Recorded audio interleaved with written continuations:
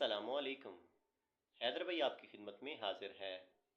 آپ دیکھ رہے ہیں میرا یوٹیوب چینل اور ناظرین بڑھتے ہیں اپنی کہانی کی طرف۔ السلام علیکم۔ جھیل کا پانی۔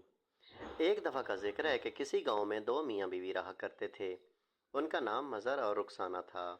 مظہر کی عمر 55 اور رخسانہ کی عمر 52 سال تھی۔ ان کی کوئی اولاد نہیں تھی، اپنا ایک مکان تھا۔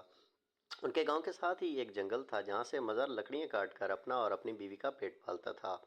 وہ روزانہ ان لکڑیوں سے 300 سے 400 روپے کما لیتا تھا، جس سے اس کا اور اس کی بیوی کا گزارا ہو جاتا تھا، کیونکہ ان کی ضروریات محدود تھیں اور وہ اسی پر خدا کا شکر ادا کرتے تھے۔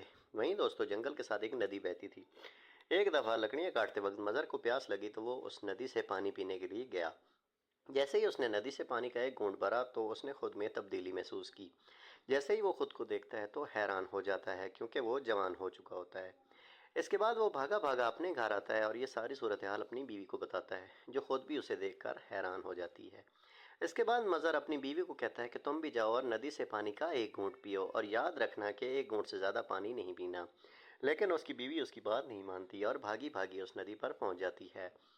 اس کے پیچھے جیسے ہی اس کا شوہر ندی پر پہنچتا ہے تو وہاں ایک چھوٹی سی بچی موجود ہوتی ہے، جو حقیقت میں اس کی بیوی ہوتی ہے، لیکن وہ جلدی سے پانی کے 3-4 گھونٹ پی چکی ہوتی ہے، جسے دیکھ کر مظہر صاحب سر پیٹ لیتے ہیں اور اس کی عقل کو کوستے ہیں کہ میں نے تمہیں منع نہیں کیا تھا کہ ایک گھونٹ سے زیادہ پانی نہیں پینا۔ لیکن اب کیا ہو سکتا تھا؟ مظہر صاحب اپنی بیوی کو لے کر گھر واپس آ گئے اور گھر آ کر سو گئے۔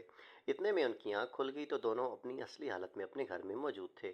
اتنی لمبی تمہید باندھنے کا مقصد یہ تھا کہ مہانور بلوچ اور ایشوریہ رائے کیا اسی ندی سے پانی پیتی ہیں، کہ ہم تو انہیں دیکھ کر پریشان ہیں کہ ان کی حقیقی عمر کتنی ہے، کیونکہ ہماری بڑی آپا بھی یہی کہہ رہی ہیں کہ ہم نے بھی انہیں ڈراموں میں ایسے ہی دیکھا تھا۔